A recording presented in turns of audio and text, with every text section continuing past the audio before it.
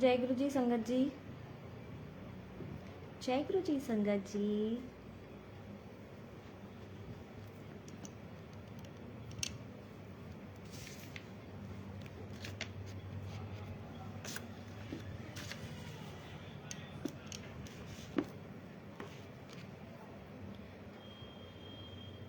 जय गुरु जी संगत जी।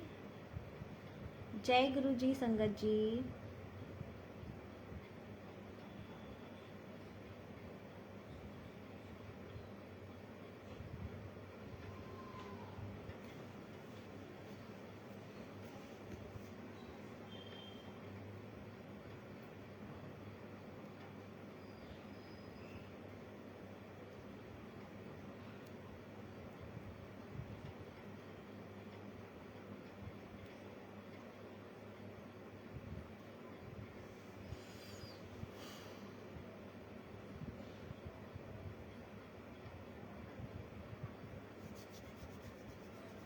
संगत जी जल्दी जल्दी से जुड़ जाइए।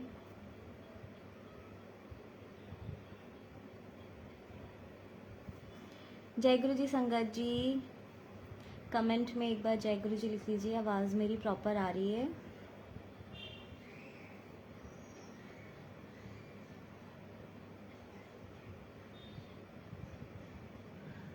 जय गुरु जी संगत जी, मेरी आवाज़ प्रॉपर आ रही है?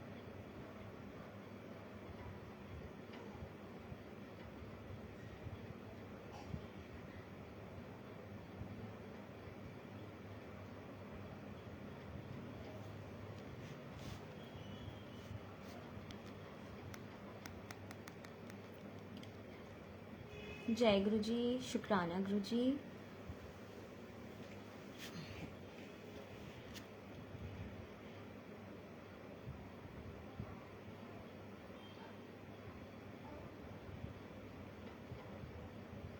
जय गुरु जी संगत जी। जय गुरु जी।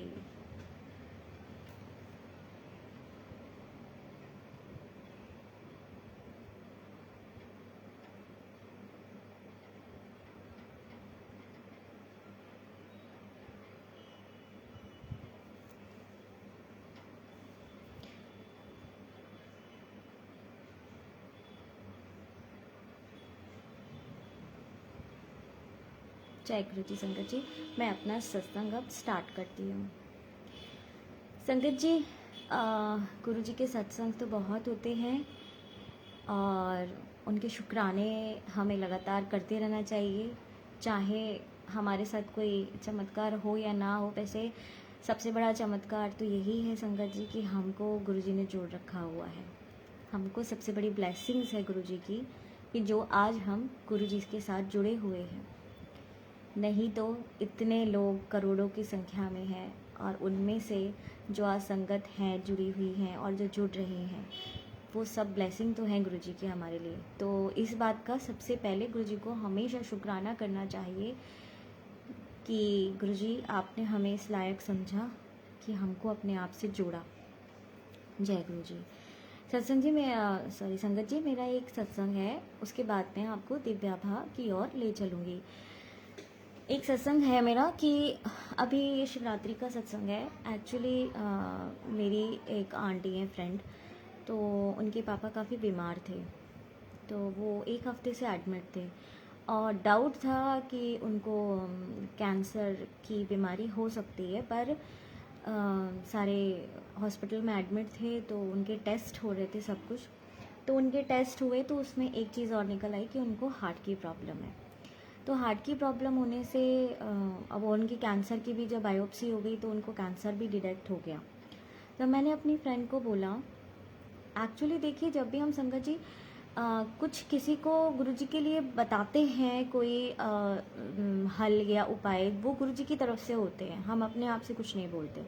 तो मैंने अपनी फ्रेंड से कहा कि तुम लोटा ब्लेस करा लो जाके मंदिर में, अगर गुरुजी चाहेंगे तो सब ठीक हो जाएगा। बस उनसे अरदास करो और जाके मंदिर में लोटा ब्लेस करा लेना।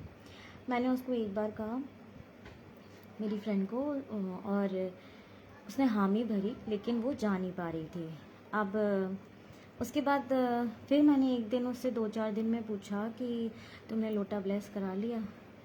तो उसने कहा कि नहीं कराया, टाइम नहीं मिल पा रहा है, मैं जा नहीं पा रही। मैंने कहा ठीक है। एक दिन मैं ऐसी घर पे बैठी थी, शिवरात्रि के एक दिन पहले मैं हम घर में बैठी थी और मैं भी थोड़ा सा फ्री टाइम रहता है तो मैं ना थोड़ा ओवर थिंकिंग हो जाता है, तो फिर मैं थोड़ी अपसेट थी उस समय। तो मैं एक फ्रेंड से बात कर रही थी, तो मेरी फ्रेंड ने कहा कि तुम कुछ बुक्स वगैरह पढ़ लिया करो, और उसने अपना सजेशन दिया कि बुक्स पढ़ लिया करो। और मैं एक्चुअली जब परेशान होती हूँ या कुछ भी होता है तो मैं गुरुजी से बात कर लेती हूँ और मंत्र जाप कर लेती हूँ, तो उससे मेरा मन हल्का हो जाता है। उसने मुझे सजेशन दिया कि तुम बुक्स पढ़ लिया करो तो तुम्हें नींद भी अच्छी आ जाएगी, और माइंड थोड़ा हमारा जब टायर्ड हो जाता है तो हमें नींद आ जाती है। तो मैं शाम को ऐसी बैठी थी, शिवरात्रि के एक दिन पहले की बात है, शाम को ऐसी बैठी थी तो मेरे मन में आया कि मैं दिव्याभा पढ़ती हूँ।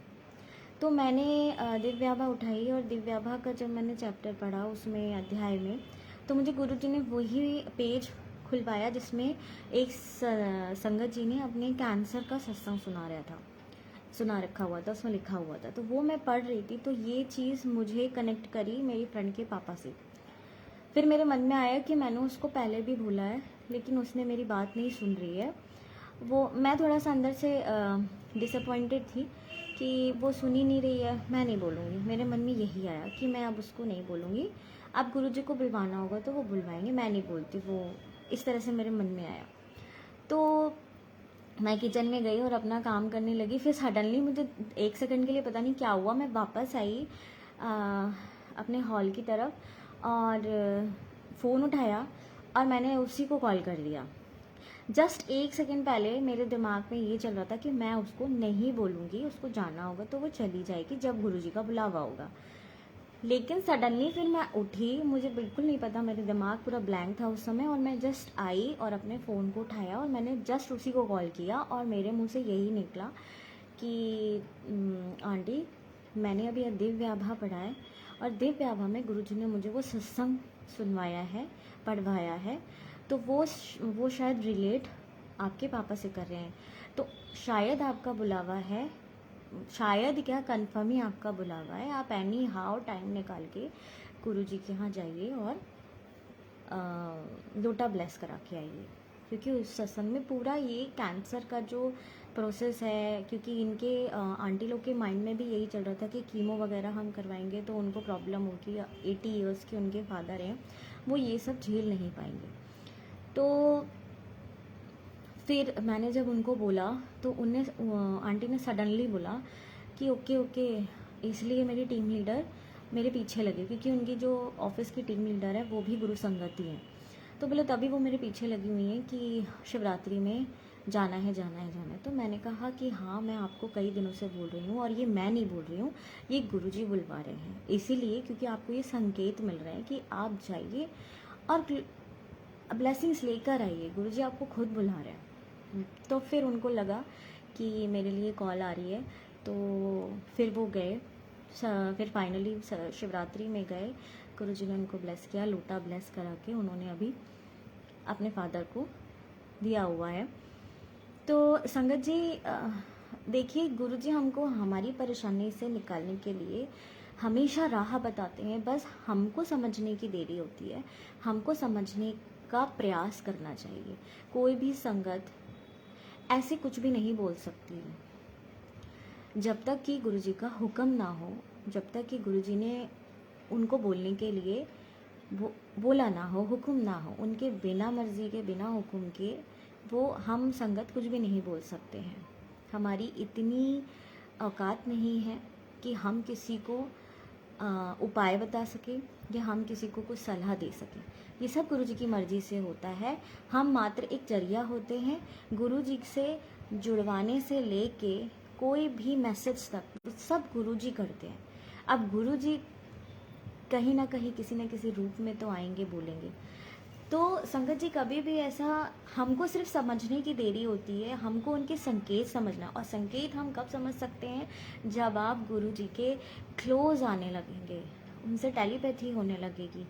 कैसे होगी? आपको मंत्र जाप से जुड़ना है, आपको भजन सिमरन से जुड़ना है, आप जितना मंत्र जाप करेंगे आपको गुरु जी के साथ कनेक्शन स्ट्रांगली फील होगा, आपको गुरु जी से कनेक्शन बिल्कुल क्लोज बनेगा, बहुत टेलीपैथी होएगी और आपको खुद समझ में आएगा कि गुरु जी कैसे कैसे आपको मार्गदर्शन देते हैं, कैसे कैसे आपको परेशानियों से बचाने के लिए कैसे कैसे आपको संकेत देते हैं। और गुरु जी हमेशा सिर्फ 3 बार ही बताते हैं, उसके बाद वो नहीं बताते। यही आंटी के साथ हुआ था। फर्स्ट टाइम जब मैंने स्टार्टिंग में ही बोला था, जब डिटेक्ट हुआ था, सेकेंड टाइम में एक बार मैंने खुद बोला था, थर्ड टाइम में वो फिर से मुझे जो दिव्य आभा पढ़ाया उन्होंने और मैंने फिर उनको बोला। अगर आंटी शायद थर्ड टाइम में भी नहीं जाती तो मेरे हिसाब से या गुरु जी के वचनों के हिसाब से वो शायद फिर नहीं जा पाती। तो उन्होंने थर्ड टाइम में संकेत को जान लिया, वो भी गुरु जी की मर्जी थी, तो वो ब्लेसिंग ले आए। तो संगत जी यही है कि हमें अपने गुरु जी से कनेक्शन बहुत स्ट्रॉन्ग बनाना है। वो खुद आपको गाइड करते हैं, आपको किसी की ज़रूरत नहीं है, आपको किसी की ज़रूरत नहीं है कि वो आपको गाइड करें या आप उनके यहाँ जाएं तो वो आपके प्रश्नों का उत्तर दें। आप डायरेक्ट गुरु जी से आप उनसे क्वेश्चन आंसर कर सकते हैं।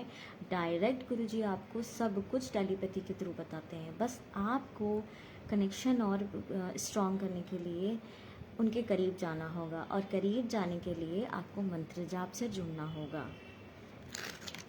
संगत जी आज अब मैं दिव्य आभा स्टार्ट करती हूँ। गुरु जी कृत देवालय, ये चैप्टर अध्याय का नाम है।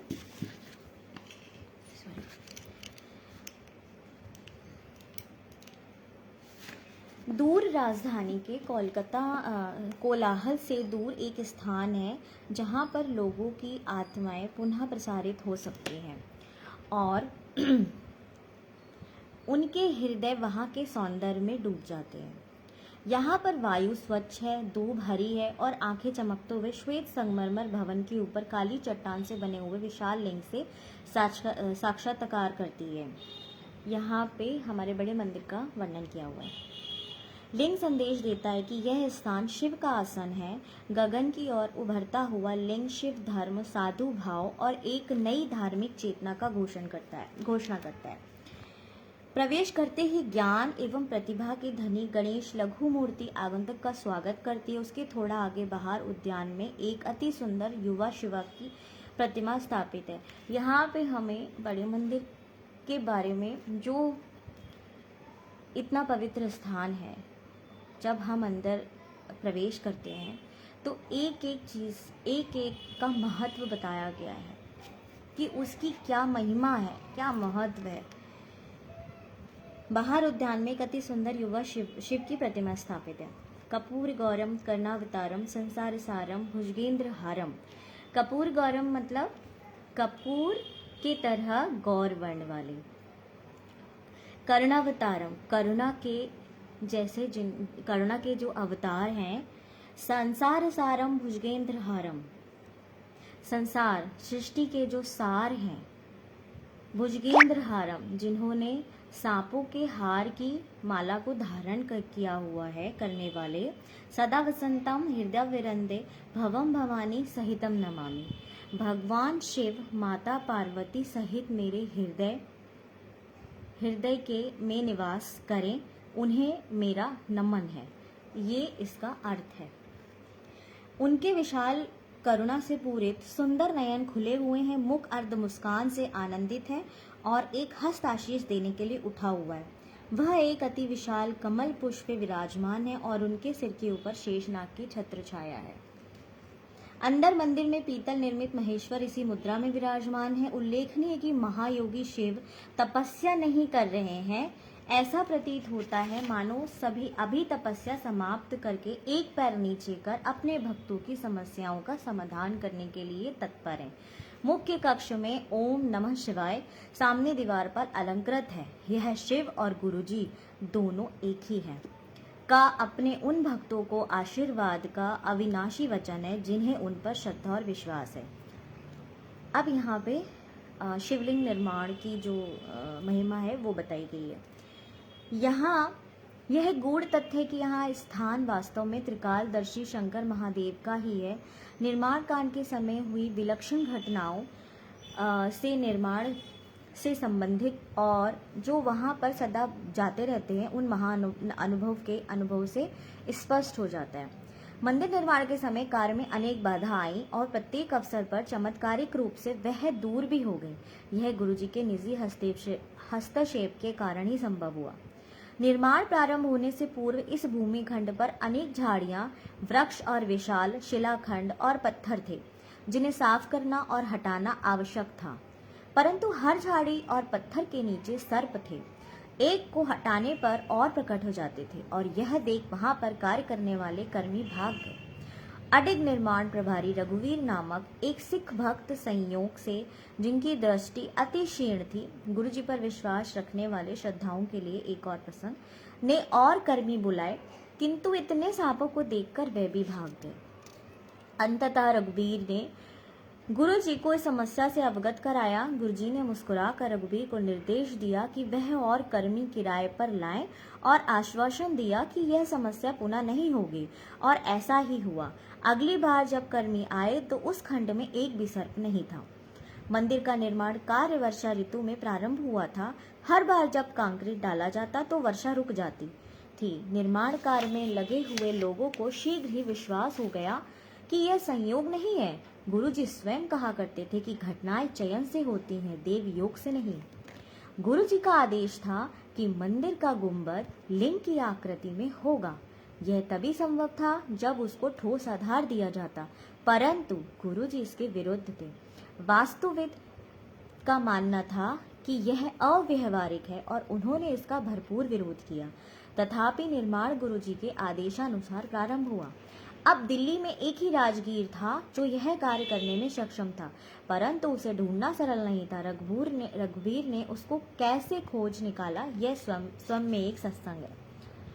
निर्माण करते हुए लिंग का निचला भाग बिना समस्या के बन गया, किंतु ऊपरी भाग में दरारें आ गईं। रघुवीर को इस समस्या से अवगत किया गया। उन्होंने ठेकेदार को पुनः निर्माण करने को कहा, किंतु फल वही रहा। अब समस्या निदान हेतु गुरुजी के समक्ष रखी गई तो उन्होंने उत्तर दिया कि उसको पुनः प्रयत्न करने को कहो, इस बार वह उसको आधार देंगे। फलस्वरूप कार्य तीसरी बार पुनः प्रारंभ किया गया और इस बार रूपी वृत्ताकार भाग बिना किसी कठिनाई के, बिना किसी दरार या रुकावट के पूर्ण हो गया। गुरुजी द्वारा दिए गए आधार से दोष समाप्त हो पाया, उसे आवश्यक शक्ति प्राप्त हुई और लिंग निर्माण संभव हुआ। यह वास्तव में अचरज की बात है कि गुरुजी की अलौकिक शक्ति किस प्रकार से इस संरचना को संभाले हुए है। निर्माण के समय शिवलिंग में हल्के भार और हल्के रंग की टाइलें लगाई गई थी। बाद में इनको काली ग्रेनाइट से अंतरित कर दिया गया। तत्पश्चात लिंग के मध्य से एक भारी भरकम फानुस भी टांग दिया गया। इस प्रकार न केवल एक असंभव रचना हुई, उस पर वजन भी डाल दिया गया। यह गुरुजी की कृपा ही है जिसके कारण लिंग अपने स्थान पर इस विश्व के भौतिक नियमों के प्रतिकूल आज भी स्थिर है। चमत्कृत भूमि। मंदिर और उसके परिवेश के निर्माण के समय पूर्ण रूप से प्रत्यक्ष हो गया था कि इस स्थान पर त्र्यंबकम की कृपा है। त्र्यंबकम महाशिव गुरुजी।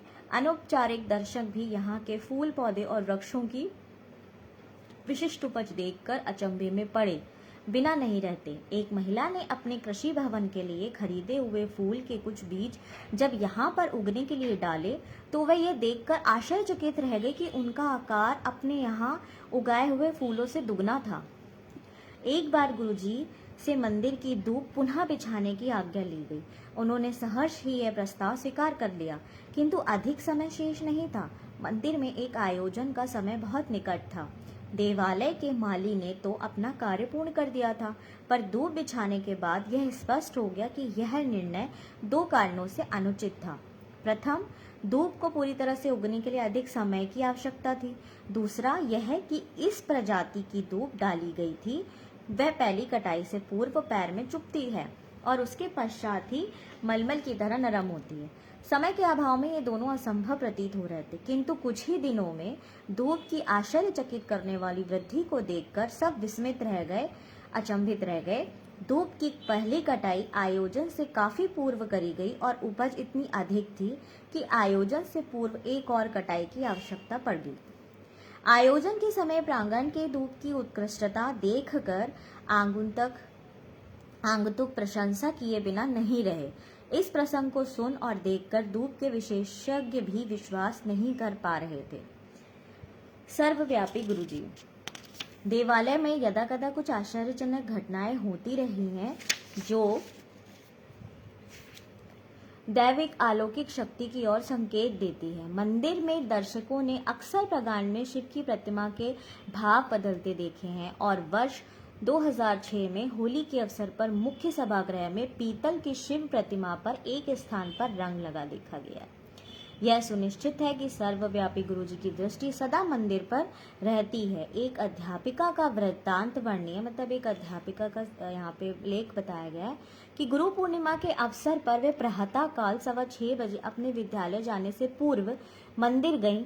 उस पवित्र दिन केवल माली ने उनको वहां पर अपने गुरु का अभिवादन करते हुए देखा, किंतु यह अर्ध सत्य है, मतलब आधा सत्य है। किसी और ने भी उनको वहां पर देखा था। जब वह गुरुजी के दर्शन हेतु अगली बार एम्पायर स्टेट आई तो गुरुजी ने उनको बुलाया और बोले कि वह गुरु पूर्णिमा के दिन सुबह 6:15 बजे मंदिर गई थी। वह अपने ध्यान में उनको देख रहे थे। श्रद्धा का पुनर्जागरण।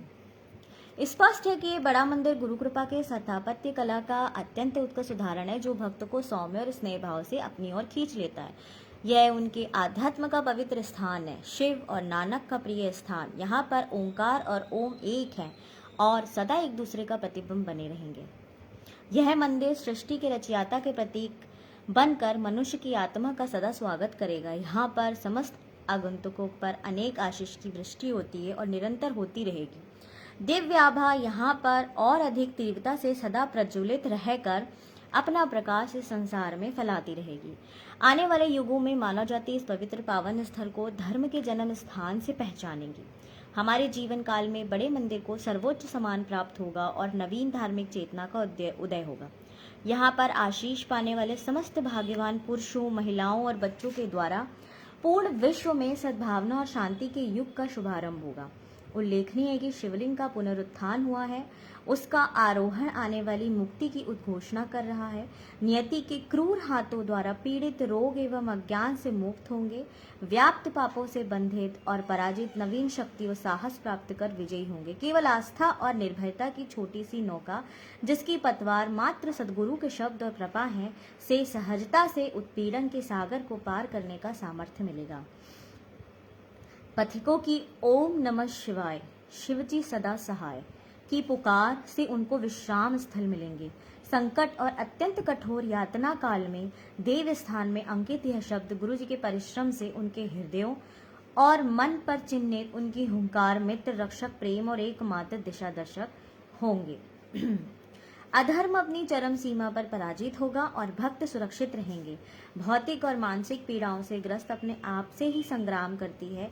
इस संस्कृति के योद्धाओं को शिवालय निर्वाण प्रदान करेगा। इस देवालय से प्रतिपादित होती है गुरु जी की करुणा सबका निदान करेगी। कालांतर में यह मंदिर उनका प्रभुत्व प्रमाणित करेगा। वायुमंडल उनके शब्द सवस्त्र फैलाएंगे और उनकी इच्छा पूर्ति होगी। इस पृथ्वी पर यह देवालय सदा शिव की कृपा का चिन्ह होगा। सब आए इस पवित्र स्थान पर शिव कृपा से मन में अंकित हो सबकी अभिलाषाएं पूर्ण। सतगुरु रखें हमें सदा अपनी ही शरण में। अब सत्संग, सत्य का समावेश। सत्संगी सदा अपने हृदय से सत्य बोलता है। सत्संग शब्दों में परिवर्तित वह रोमांचिक यथार्थ जो श्रोताओं और पाठकों दोनों की चेतना पूर्ण रूप से जागृत करने की असीमित क्षमता रखता है। सत्संग भक्ति का वह अंग है जो इस देश में आदिकाल से धार्मिक परंपराओं का सबसे आदरणीय और अभिन्न अंग रहा है।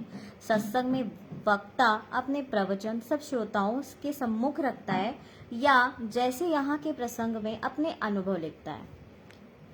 प्राकृतिक संवेदना और ध्यान से पढ़ें अथवा सुने, यह सत्संग में सबसे विश्वास की उत्पत्ति होती है। जिस प्रकार अणु विद्युत संचारित करते हैं उसी प्रकार सत्संग से श्रद्धा एवं निष्ठा का प्रसार होता है। सत्संग के ये अनुभव संशय विश्वास के मध्य खड़े हुए जनसमूह के लिए हैं। सत्संग से जैसा हमने गुरुजी से सीखा है, पाठक और लेखक दोनों को ही आशीष मिलता है। जैसे हम कहते हैं कि सुनने वाले का भी कल्याण और बोलने वाले का भी कल्याण होता है सत्संग में। प्रत्येक व्यथित के जीवन में नए मोड़ के साथ आशा की ज्योति जलाने की संभावना रखता है। ये हर खंड में एक अनोखा अनुबंध है, प्रतिज्ञा एवं सत्य का संसार है। गुरु जी की उपस्थिति से हम उनकी छाया में हैं।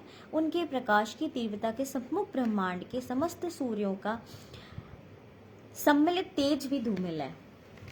अनेक अवसरों पर प्रत्येक व्यक्ति अपनी अस्थिर शंका पर श्रद्धा के घटक से संहार करता है। संशय और विश्वास दोनों परस्पर विरोधी हमारे चारों ओर व्याप्त वातावरण के स्थायी निवासी हैं। यहाँ पर हर सत्य प्रसंग दर्शाता है कि संशय के सागर में डूबी हुई आत्मा ने कैसे अपने स्वाभाविक रूप पर पुनः अपना अधिकार स्थापित किया। अविश्वास के अंधकार में लुप्त सत्य, श्रद्धा, भक्ति और आस्था का पुनर्जागरण होता है। इसी सच्चाई को हम गुरु जी से जानते हैं और औरों ने उन्हें अन्य अनेक नामों से भी पुकारा है। सब उतने ही प्रिय हैं और प्रेममय हैं। यह सत्संग आपको जो संभवतः अभी भी सोच रहे हैं कि सत्य के भवसागर में छलांग लगाई जाए या नहीं, आगे बढ़ने की प्रेरणा देता है। आगे बढ़कर तेजी से कूद जाइए। प्रणव सदा आपके सदा है। प्रणव सदा आपके सदा है। ये कथाएं पूरे विश्व में फैले हुए अनगिनत भक्तों पर हुए चमत्कार हैं। परंतु चमत्कार क्या है? वह तो आत्मा से उत्पन्न हुआ सत्य है। आत्मा तो उस सत्य को सदा से पहचानती थी। इस भौतिक संसार को माया में वह डूब गई और उस सत्य से भक्त अनभिज्ञ हो गए। यह चमत्कारिक सत्य सर्वप्रथम प्रेम और आस्था का प्रतीक है। तत्पश्चात वह हमारे सामान्य जीवन में प्रतीत होने वाली अलौकिक घटनाएं हैं। इन कथाओं के पात्र गुरु जी के असंख्य भक्त अपने उन अनुभव का वर्णन कर रहे हैं जिन्होंने उन्हें पूर्णतः पराजित, विरलय और आतंकित किया। उनको आहत, निस्सहाय कर अपनी सीमाएं नापने पर विवश किया, भावना परीक्षण किया, रक्षा कवचों को क्षत विक्षत कर दिया। किंतु इसी से उन्हें शक्ति, साहस और चिरस्थायी आशा की प्राप्ति हुई। वह सब उस असाधारण, उत्कृष्ट दिव्य धारा में प्रवाहित होकर अपनी आप बीती व्यक्त कर रहे हैं। गुरु जी का आदेश प्रसारित करने वाले वह वृत्तांत ही हमारे वास्तविक मित्र हैं और उस आदेश का पालन करना नितांत आवश्यक है। इन सत्संगों में गुरु जी की ऊर्जा है। वह न केवल यह आभास देते हैं कि गुरु जी ने अपनी अलौकिक शक्तियों से कैसे अपने भक्तों का भला कर उनका पोषण किया, इनमें वह ऊर्जा भी संग्रहित की जिसका आनंद लेकर आप भी उसका लाभ उठा सकते हैं। प्रत्येक सत्संग में अपने भक्तों के लिए गुरु जी के अपार स्नेह और वेदना के दर्शन होते हैं। अब समय आ गया कि उनके भक्त उनके आदेशों का मन, वचन और कर्म पालन करें और उन्हें कभी न भूलें। मनसा वाचा कर्मणा। यह सत्संग कल्प वृक्ष की अगण्य पंक्तियां हैं। प्रत्येक एक प्रेम गीत गाती हुई श्रद्धा से परिपूर्ण हर सत्संग में गुरुजी और उनके भक्त का परस्पर इन्हें स्नेह प्रतिष्ठित है। आशा करते हैं कि अनुभव इन भक्तों की लेखक की भांति आपके हृदय के तारों को भी हिलाकर मन में अति सुरमय मधुर दिव्य संगीत भर देगा। क्या अनहद जैसी मिठास अन्यंत्र कहीं मिल सकती है? दिसंबर 1999 की शीत ऋतु में मेरे लिए एक अति भयानक समाचार लेकर आई थी। ये सत्संग है एक संगत जी का। धीरे धीरे मेरी आवाज़ कम होती जा रही थी और थोड़े से शब्दों के उच्चारण के लिए मुझे विशेष प्रयास करना पड़ रहा था। कर्ण, नासिका और कंठ मतलब गले, नाक विशेषज्ञ से मिलने के पश्चात यह लग रहा था कि दिल्ली की यह शीत ऋतु और धुंध के निरानंद हुए और भी प्रतिकूल होने वाली थी। विस्तृत जांच पड़ताल के पश्चात जो डॉक्टर्स थे उन्होंने शल्य क्रिया मतलब सर्जरी का परामर्श दिया जो सर गंगाराम चिकित्सालय में करी गई। मेरी बायोप्सी का परिणाम आने पर हमारी आशंका की पुष्टि हो गई। कंठ में मेरी सूजन असाध्य प्राणघातक कर्कट रोग मतलब कैंसर बन चुका था। जब मेरी वाणी विकृत होने लगी मतलब धीरे धीरे कम होने लगी तो उसके मात्र 2 महीने बाद जैसे नर्क में पहुंच गया था और इसका कारण समझ पाने में वो असमर्थ थे। मैं सिगरेट, तम्बाकू, मदिरा, ये पान का सेवन नहीं करता था, पर ईश्वर ही पालक है। अपनी शल्य क्रिया के पश्चात, मतलब सर्जरी के पश्चात 3 सप्ताह के बाद विश्राम काल में, जिससे मुझे कुछ भी बोलने की मनाही थी, मैं गुरुजी की शरण में रहा। मैं और मेरी पत्नी, हम दोनों गुरुजी के पास मेरी दुर्दशा की अवस्था में पहुंचे थे, किंतु उससे पहले एक और परीक्षा देनी थी। चिकित्सालय से आने के बाद 5वें दिन मेरी गुरुजी के पास जाने की अटूट अभिलाषा जागृत हुई। संयोग से उस दिन अत्यधिक वर्षा हो रही थी। मेरे परिवार के सदस्यों ने मुझे किसी और दिन जाने की सलाह दी, पर मैं नहीं माना। मेरा मन पक्का हो चुका था। मेरे अंदर उसी दिन जाने की आवाज उठ रही थी। एम्पायर स्टेट में से गुरुजी के स्थान तक चलते हुए एक अद्भुत सुख का आभास हुआ। गुरुजी अपने रंगीन लंबे लबादे में अपने स्थान पर आसीन थे। हमारा परिचय करवाकर हमें राजसिक रक्तिम कालीन पर आसन ग्रहण करने को कहा गया। गुरबानी के पवित्र शब्द वातावरण में रस घोलकर उसे और मधुमय कर रहे थे। एक स्नेहमय किंतु ओजस्वी ऊर्जा पूरे कमरे में फैली हुई थी। कुछ समय पश्चात चाय प्रसाद वितरित हुआ। उसके एकदम बाद गुरुजी ने हमें बुलाया और मेरी घबराई हुई पत्नी को कहा, जा तेरे हस्बैंड नू 50% ठीक कर दिता, टेस्ट फिर करा ले। उस समय एक विश्वास करना सरल नहीं था कि वह असाध्य रोग ठीक हो गया था, पर हमने गुरुजी की सलाह मानी। बायोप्सी की शेष 4 स्लाइड में से 2 एम्स में और 2 मुंबई स्थान टाटा संस्था में दे दी गई। 1 सप्ताह पश्चात परिणाम आने पर हम पुनः एम्पायर स्टेट गए। हमारे प्रवेश करते गुरुजी मुस्कुराए और बोले, क्यों डॉक्टर कंफ्यूज हो गए? यह तथ्य था। दोनों संस्थानों से आए निष्कर्षों ने मुझे स्वस्थ घोषित किया था। प्रथम चमत्कार हो चुका था। उसके पश्चात चिकित्सकों ने रोग लक्षण प्रयोगशाला के निर्णयों की अवहेलना न कर उपचार पूरा कराने को कहा। मैंने निश्चित कर लिया था कि अब कोई उपचार गुरुजी की कथा अनुसार ही होगा। आगे यह हुआ, गुरुजी ने मुझे मिर्चों से भरा हुआ लंगर खाने को कहा, चिकित्सकों के अनुसार, जिन्होंने मुझे केवल उबला हुआ खाना खाने के लिए निर्देश दिए थे। मिर्चें निषिद्ध थी। गुरुजी ने मुझसे उच्चारण भी करवाया और घोषित कर दिया कि मैं पूर्णतः स्वस्थ हूँ। गुरुजी के परामर्श पर मैं विकिरण चिकित्सा करवाता रहा, परंतु मुझ पर कोई दुष्प्रभाव नहीं पड़ा। मुझे कभी कोई उबकाई नहीं आई। मेरा हीमोग्लोबिन सदा सामान्य से ऊपर रहा। एकमात्र औषधि, यदि इसे ऐसा कह सकें तो गुरुजी द्वारा अभिमंत्रित ताम्र लोटे, मतलब तांबे वाला लोटा में जल भरकर पीने की रही। इस क्रिया में पूरी रात्रि जल भरकर रखने के पश्चात प्रातःकाल आधा पीकर शेष से स्नान करना था। इस अति साधारण क्रिया पद्धति में से मैं पूर्ण स्वस्थ हो गया। नव जीवन के लिए मेरा ऐसा चमत्कारिक परिवर्तन रहा है, यह सिद्ध करने के लिए मेरी 2 बेटियां और पत्नी है। धन्य गुरुजी।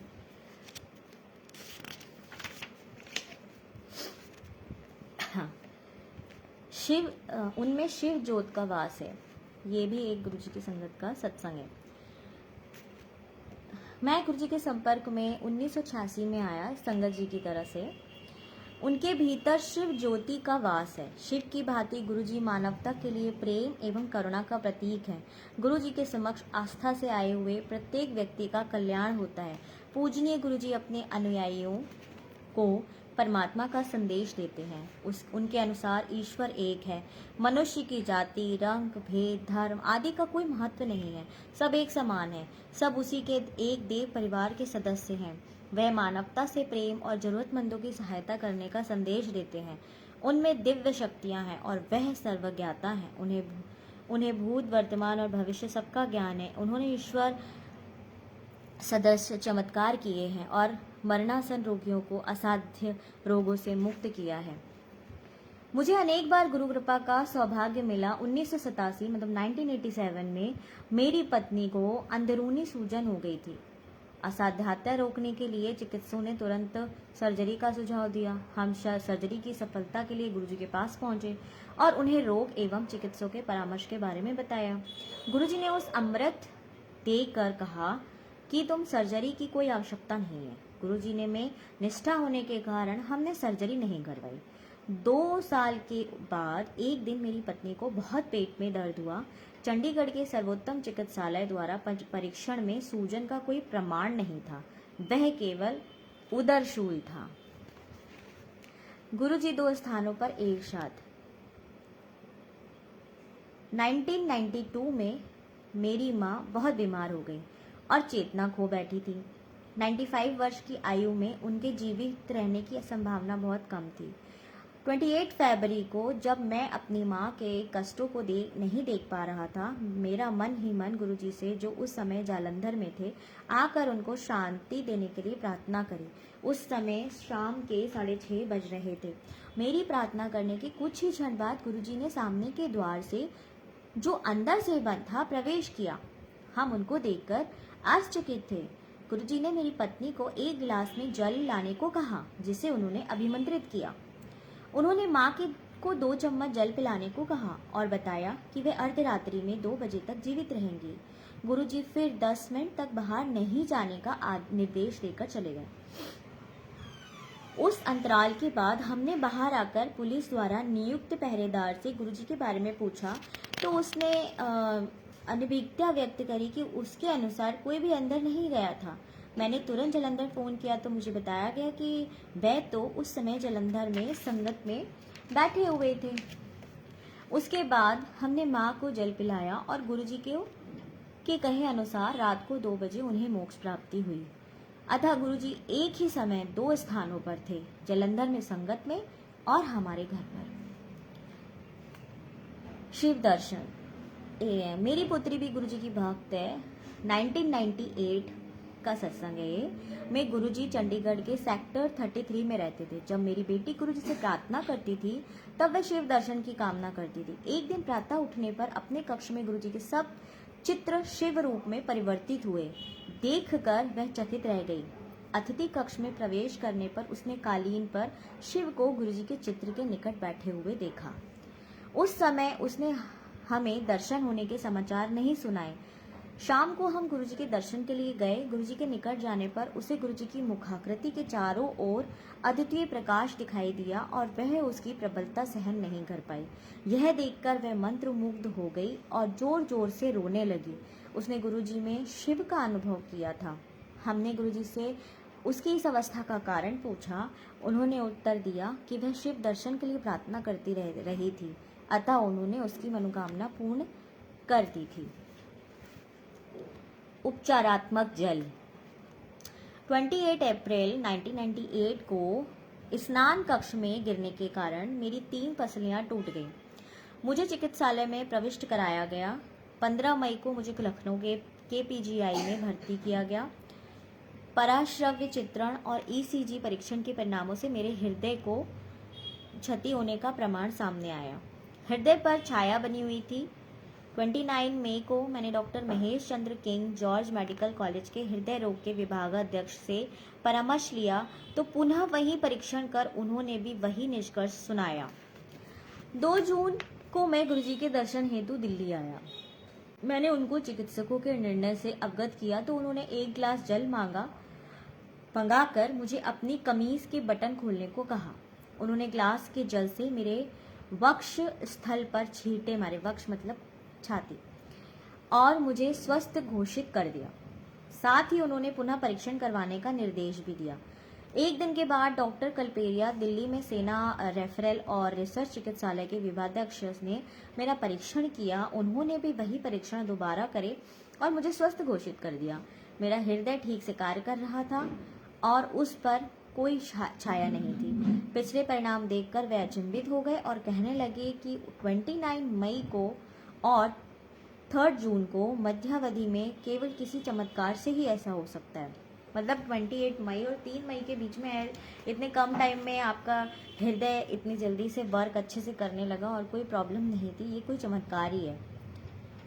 अन्यथा हृदय की अवस्था में ऐसा सुधार असंभव है। लखनऊ लौटने पर मैंने ये परिणाम चिकित्सकों को दिखाए तो उनका भी वही निर्णय था। उन्होंने कहा कि चिकित्सा से परिवर्तन संभव नहीं है। उस समय मैं बिल्कुल स्वस्थ हूँ और ऐसी ही गुरुजी की दिव्य शक्ति है। चंडीगढ़ के सेक्टर 35 में अपने साले के साथ एक साझा भूखंड था। 1998 में उसकी आधारशिला रखने के लिए मैंने गुरुजी को आमंत्रित किया। उस स्थल पर आने के बाद गुरुजी आधारशिला नहीं रखना चाह रहे थे, पर मेरे आग्रह पर उन्होंने ऐसा कर दिया। गुरुजी ने फिर अचानक एक स्वर्ण मुद्रा प्रकट कर मुझे दी और कहा कि यद्यपि मुझे इससे लाभ होगा, साली के साथ आपसी संबंध कटु हो जाएंगे। भवन निर्माण प्रारंभ होने के कुछ ही दिन बाद उसका काम रुक गया और 1 वर्ष बीतने पर ही पुनः आरंभ हो गया। भवन निर्माण पूर्ण होने पर हमारे संबंध बिगड़ गए और हमने आपस में बातचीत बंद कर दी। भवन के किराए से जो मुझे अपने हिस्से के 50,000 रुपये मिले, परंतु हमारे आपसी संबंधों में दरार होने के कारण उसे फिर से किराए पर हम नहीं चढ़ा सके। गुरुजी के उस कथन की सत्यता 4 वर्ष बाद सिद्ध हुई। अत्यंत कठिनाई से मैं अपना भाग बेच पाया, पर मुझे लाभ अवश्य मिला। ईंधन बिना यात्राएं। 1989 में पटियाला के जनपद न्यायाधीश था। गुरुजी जालंधर से हमारे पास रहने के लिए आए। उनकी वापसी यात्रा के लिए मैंने अपनी निजी कार के साथ अपने वाहन चालक को भेज दिया। कार में पेट्रोल भरवाने के बाद मैंने उसे आकस्मिक स्थिति में पेट्रोल खरीदने के लिए 300 रुपये और दिए। वापस आने पर वह मार्ग में हुए चमत्कार को बताने के लिए उत्सुक था। उसने बताया कि उसने उन पैसों से पेट्रोल खरीदकर कार में डाल दिया था। एक दिन जब गाड़ी में पेट्रोल नहीं था तो गुरुजी ने उसे कार चलाने को कहा। जब उसने बताया कि पेट्रोल नहीं है और उसके पास पैसे भी नहीं है, तो भी गुरुजी ने उसे गाड़ी चलाने को कहा। उसने आज्ञा का पालन किया और गाड़ी चलाई तो उसकी सुई पेट्रोल भरा हुआ दिखा रही थी। यह विश्वास नहीं कर पाया कि गाड़ी बिना पेट्रोल के चल रही है। अगले 5 दिन जब तक गुरुजी के साथ रहा और जब भी वह उसमें बैठते, गाड़ी वैसे ही चलती रही। अंतिम दिन गुरुजी ने 100 के 3 नोट प्रकट करके उसे दिए और कहा कि यह पेट्रोल खरीदने के लिए दिए गए थे। वाहन चालक करम सिंह यह लिखने के समय पटियाला में जनपद न्यायाधीश के कार्यालय में सेवारत था। कामना पूर्ति। 1987 में मैं रोपड़ में सेवारत था। एक दिन समाचार पत्र में मैंने श्रीमती इंदिरा गांधी का चित्र देखा जिसमें उन्होंने रुद्राक्ष की माला पहनी हुई थी। मैं सोचने लगा कि गुरुजी मुझे प्रसाद में एक रुद्राक्ष दे सकते हैं। 2 मास के बाद मैं गुरुजी के दर्शन के लिए जालंधर आ गया। वह संगत में थे। उन्होंने प्रश्न किया कि मुझे उनसे क्या चाहिए। मैंने उत्तर दिया कि मुझे केवल उनका आशीर्वाद पर्याप्त है। उन्होंने मुझे हाथ बढ़ाने को कहा और मेरे ऐसा करने पर उसमें एक रुद्राक्ष रख दिया। उन्होंने फिर प्रश्न किया कि क्या मुझे यही चाहिए था। उन्होंने 2 माह पहले की मनोकामना पूर्ण कर दी थी। तब से वह रुद्राक्ष मेरे पास ही है। गुरुजी से अकथित कामना भी पूर्ण हो जाती है। ये तो बहुत सत्य बात है कि हम अपने मन में सोचते हैं और गुरुजी पूर्ण कर देते हैं। पुत्र रक्षा। 1999 में मेरे पुत्र को एक मोटरसाइकिल दुर्घटना में बहुत गहन चोटें आई थी। उसे चंडीगढ़ स्थित मेरे मकान के पहरेदार उठाकर घर तक लाए थे। मैं उस समय लखनऊ में था। वह चिकित्सालय नहीं गया। उसने केवल गुरुजी का चित्र अपने पास रखा और दूध में हल्दी और घी डालकर पी लिया। अगले दिन प्रातः उठने पर उसे पता चला कि उसकी चोटें गंभीर थी। उसके कान से रक्त प्रवाह हुआ था। उसकी गर्दन और मुंह इतना सूज गए थे कि उसे पहचानना भी कठिन था। दुर्घटना रात को 11 बजे के आसपास हुई थी और उसे अगले दिन दोपहर के आसपास चिकित्सा ले जाया गया। चिकित्सक चकित थे और कि इतनी देर तक बिना उपचार के वह जीवित कैसे रहा। उसने तुरंत इमरजेंसी में ले गए और परीक्षण करने पर पता लगा कि उसके मस्तिष्क में रक्तस्राव था और सिर पर दरार आ गई थी। सौभाग्यवश अंदर की चोट का रक्त प्रवाह कान से हो गया था। चिकित्सक तुरंत सर्जरी करवाने को कह रहे थे, पर उसने अगले दिन दोपहर तक हमारे लखनऊ से लौटने की प्रतीक्षा करी। मार्ग में मैंने गुरुजी से संपर्क स्थापित कर उनको दुर्घटना के बारे में बताया तो उन्होंने अपने आशीर्वाद का आश्वासन दिया। इस अवधि में मेरे पुत्र की निकटता से देखरेख होती रही। गुरुजी की कृपा से उसे सर्जरी की आवश्यकता नहीं हुई, किंतु उसके मुख पर पक्षाघात हो गया। गुरुजी ने एक आमंत्रित लोटा भेजा और उसको देने को कहा। उसको जल देते ही उसमें सुधार होने लगा। चिकित्सकों का विस्मित करने के लिए उसका लकवा 2 दिन में ही ठीक हो गया। मेरे बेटे को चिकित्सालय से घर भेज दिया गया और कुछ ही दिन में वह पूर्ण स्वस्थ हो गया। बाद में किए गए परीक्षण में उसके सिर पर भी कोई दरार या मस्तिष्क की कोई चोट दिखाई नहीं दी। मेरा बेटा उस समय से बिल्कुल स्वस्थ है। गुरुजी की उपचार शक्ति अद्वितीय है। उन्होंने मेरे पुत्र को शिव रूप में दर्शन देकर भी उसे आशीर्वाद दिया है। गुरुजी ने इस प्रकार के अनेक चमत्कार किए हैं और जरूरतमंदों के लिए करते रहते हैं। वे सबसे एक समान प्रेम करते हैं। उनकी करुणा अपार है। जिसको उनमें आस्था है वह अपना जीवन पवित्र कर सकता है। यदि हमें उनमें निष्ठा है तो वह हमें चिंता मुक्त कर देते हैं। गुरुजी का कोई लौकिक आवश्यकता नहीं है। न वेद को वह अस्वीकार कर देते हैं। उन्हें कोई चाहत भी नहीं है। वह इस पृथ्वी पर हमारे दुख दूर करने आए हैं। आइए गुरुजी में विश्वास कर उनके आशीर्वाद ग्रहण करें।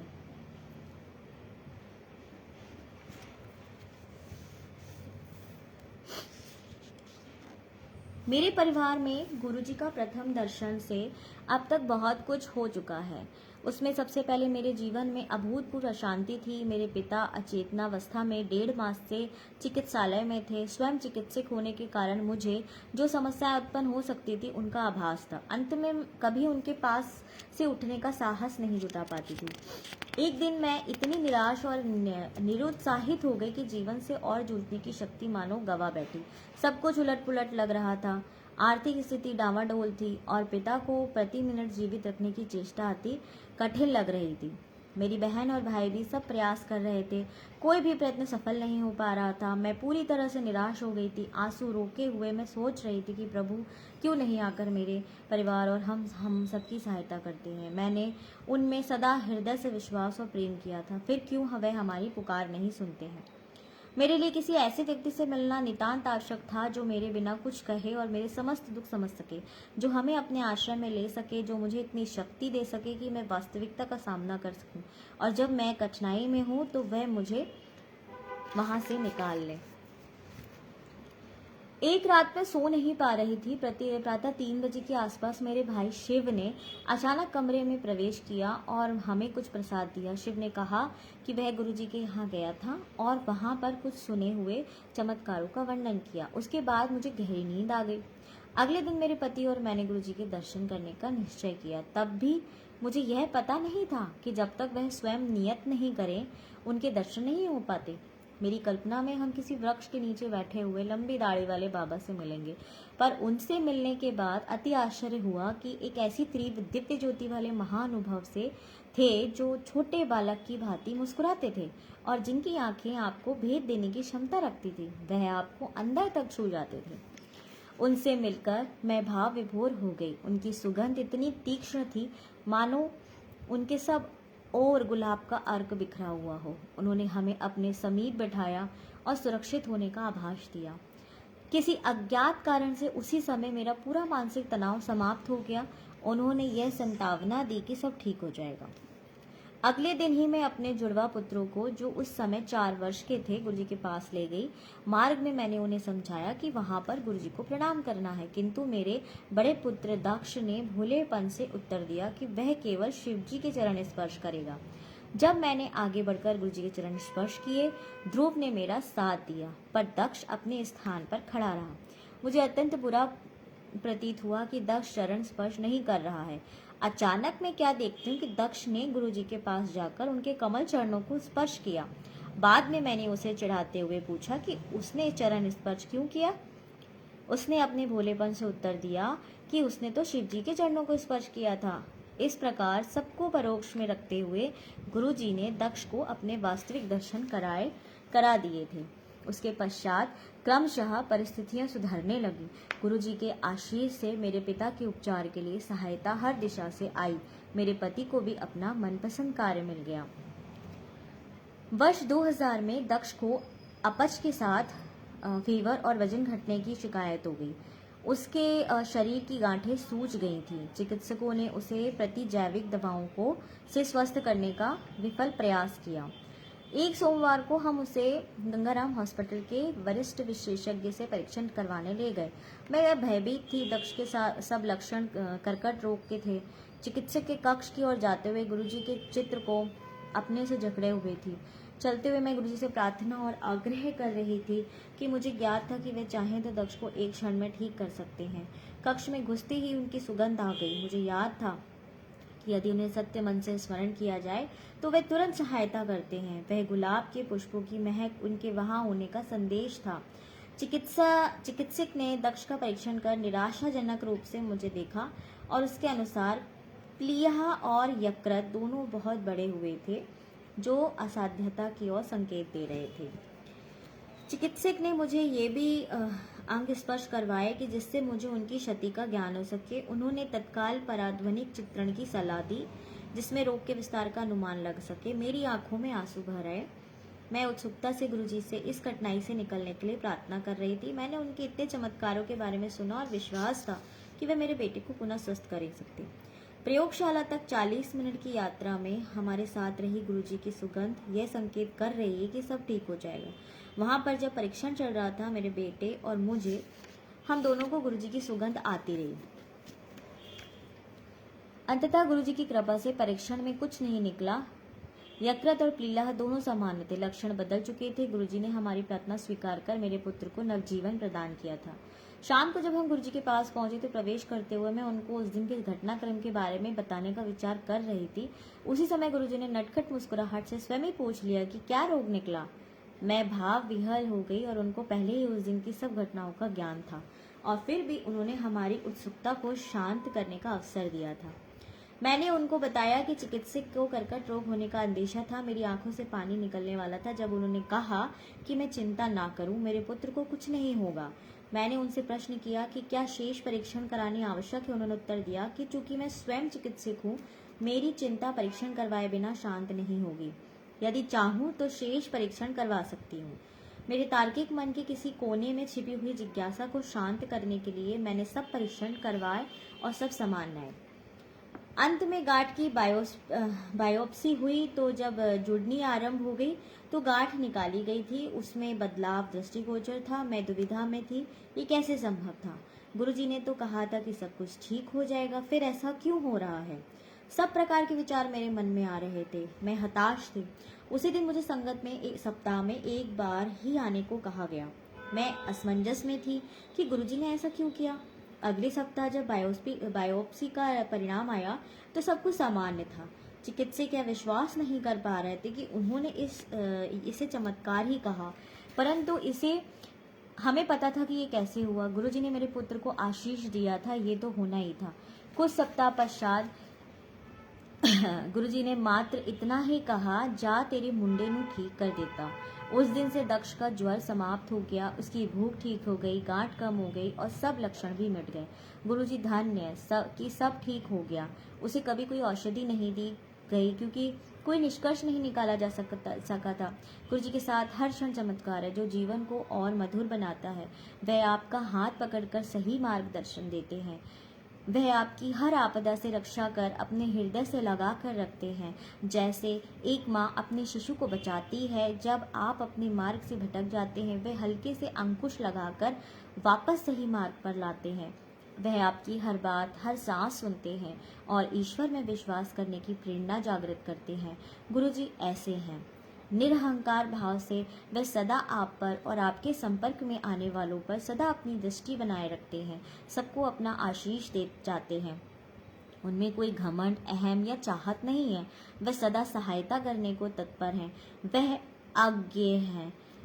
उनके दर्शन के लिए आए सहस्त्र भक्तों में कोई भी खाली हाथ नहीं लौटता है। प्रत्येक को यही लगता है कि वह केवल उनके साथ हैं। वह सबको इस संसार में रहने का सही मार्ग बताते हैं। जब हम कोई भूल करते हैं, वह चुपचाप हमारे दुष्कर्म अपने पर ले लेते हैं और हमारे कष्ट सहन कर जाते हैं। उनके सदृश कोई नहीं है, ना हुआ है और ना ही होगा। कुछ वर्ष पूर्व मेरी माँ को हीमोग्लोबिन कम होने के कारण चिकित्सालय में प्रविष्ट करना पड़ा। चिकित्सकों के अनुसार उन्हें रक्त देने की आवश्यकता थी। जैसे ही हमने गुरुजी को ये बात बताई, उन्होंने मुस्कुराकर उनको अनुमंत्रित कर दिया।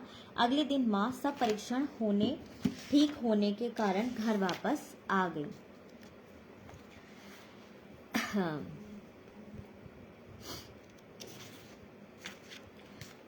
मेरी मौसी, जो कभी गुरुजी से नहीं मिली, एक दिन अचेतनावस्था में चली गई और उन्हें चिकित्सालय में प्रविष्ट कराना पड़ा। चूंकि उनका रक्तचाप अति उच्च था, चिकित्सक को संदेह था कि उनके मस्तिष्क में रक्तस्राव हुआ है। गुरुजी उस समय दिल्ली में नहीं थे। मैंने उनके चित्र के समक्ष खड़े होकर उनसे उपचार के लिए विनती करी। उस समय उनका केट स्कैन हो रहा था। प्रार्थना करते ही उस कक्ष में गुरुजी की सुगंध भर गई और उसका परिणाम सामान्य आया। मैं रात को अपनी मौसी को सोता हुआ छोड़कर घर वापस आ गई। प्रातःकाल उनके पास पहुंचने पर सुगत विस्मय हुआ। वह सचेतन अवस्था में अपने बिस्तर पर बैठी हुई थी। उन्होंने बताया कि रात को श्वेत वस्त्रों में कोई आया था और उसने उन्हें उठने को कहा। मुझे एकदम पता लग गया कि गुरुजी आए होंगे। आज भी वह बिल्कुल स्वस्थ हैं और हमें कभी यह पता नहीं लग पाया कि उस अवस्था में क्यों पहुंची। सब परिणाम सामान्य निकले थे। गुरुजी 3 महीने के पश्चात जलंधर से लौटे तो जैसे ही उनके चरण स्पर्श करने के लिए झुकी तो उन्होंने कहा, मौसी नु भी ठीक करा लिया। मैं चकित थी। वह यहाँ पर नहीं थे और किसी को मौसी की बीमारी के बारे में पता नहीं था, पर वह तो सर्वज्ञाता है, यह मुझे पता होना चाहिए था। आश्चर्य की बात है कि गुरुजी आपके बारे में संसार के किसी भी कोने में आप कहीं भी हों सब जानते हैं। समय और स्थान उनके लिए कोई अर्थ नहीं रखते। काल और अंतर उनके लिए अर्थहीन है। कुछ वर्ष पूर्व फीवर, पीठ दर्द और सांस की कठिनाई के कारण मुझे चिकित्सालय में भर्ती होना पड़ा। कोई प्रकार की औषधियों से लाभ न होने के पर शुक्रवार के दिन विशेषज्ञ ने केट स्कैन कराने को निश्चय किया। विकिरण विशेषज्ञ ने स्कैन देखकर कहा कि यह असामान्य था और भीतर जो भी पदार्थ है उसको विस्तार फेफड़ों तक हो गया है। उसका और विश्लेषण करने की आवश्यकता है। उस दिन मैं वहां पर अकेली थी और गुरुजी को याद करने के अतिरिक्त और कुछ नहीं कर सकती थी।